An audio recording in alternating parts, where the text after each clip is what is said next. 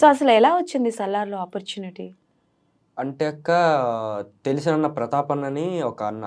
So ముందు నుంచి వాళ్ళు చాలా మంది అంటే చాలా వాళ్ళు చూశారు, వద్దనుకొని కొంతమంది పెద్దోళ్ళు అయిపోతారు, లుక్ బాగాలేదు, యాక్టింగ్ అది ఇది అనుకొని చాలా మంది చూస్తున్నారు. ఇంకా లాస్ట్కి ప్రతాప్ అని ఒక అన్న సలార్లో చేస్తున్నాడు, ప్లస్ కాస్టింగ్ డైరెక్టర్ కూడా చేస్తారనమాట. సో ఆ అన్నను కాంటాక్ట్ చేశారు. ఆ అన్న నా ప్రొఫైల్తో పాటు 80 మెంబర్స్ ప్రొఫైల్ పంపించారు. 80 మెంబర్స్ అన్న పంపించారు. ఇంకా ముందు వీళ్ళు చూసిన వాళ్ళు ఇంకా చాలా మంది ఉన్నారు. 80 మెంబర్స్లో ప్రకాష్ అన్ననే అసోసియేట్ డైరెక్టర్ అన్న. అన్న కొంతమందిని షార్ట్ లిస్ట్ చేసి నీల్ సార్ దగ్గరికి కొన్ని ప్రొఫైల్స్ తీసుకెళ్లారు. దాంట్లో నాదొకటి. సో నీల్ సార్ అప్పుడు చూసి నేను ఫస్ట్ అన్న కాల్ చేసి ఇలా సలార్ కోసం అంటే, అమ్మో పెద్ద సినిమా ఏం చూస్తారులే, మనం ఏముంది అస్సలు హోప్సే లేవు, 0 ఎక్స్పెక్టేషన్స్ అనుకున్నది. మళ్ళీ కొన్ని రోజుల తర్వాత కాల్ చేసి ఇట్లా రిహార్సల్స్ ఉంది నీల్ సార్తో అంటే నేను షాక్. ప్రశాంత్ నీల్ సార్ ఏంది, రిహార్సల్స్ ఏంది, నేనేంటి అని. ఇది నిజమా మాయా? అది అసలు ఆ మూమెంట్ నుంచి ఇంకా ఈ మూమెంట్ వరకు ఇంకా డ్రీమ్ లోనే ఉన్నట్టుంది. ఓకే ఏ బాబు లేవు లేవు అది ఓకే. సో అట్లా అన్న తర్వాత సరే అనేసి వెళ్ళా. ఆఫీస్కి వెళ్ళాము. ఆఫీస్ నుంచి సార్ ఉండే చోటుకి వెళ్ళాము.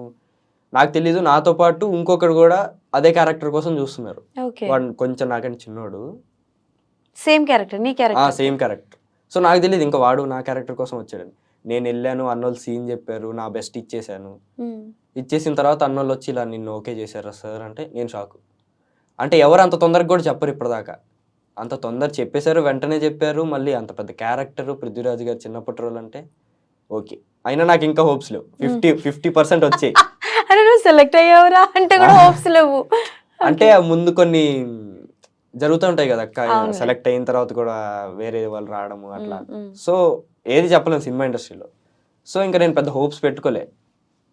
50% హోప్స్ ఉండే.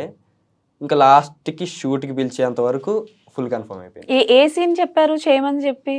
అంటే ట్రైలర్ లో ఉందా? ట్రైలర్ లో లేదు. లేదా? వెరీ ఇంపార్టెంట్ సీన్ సినిమాలో.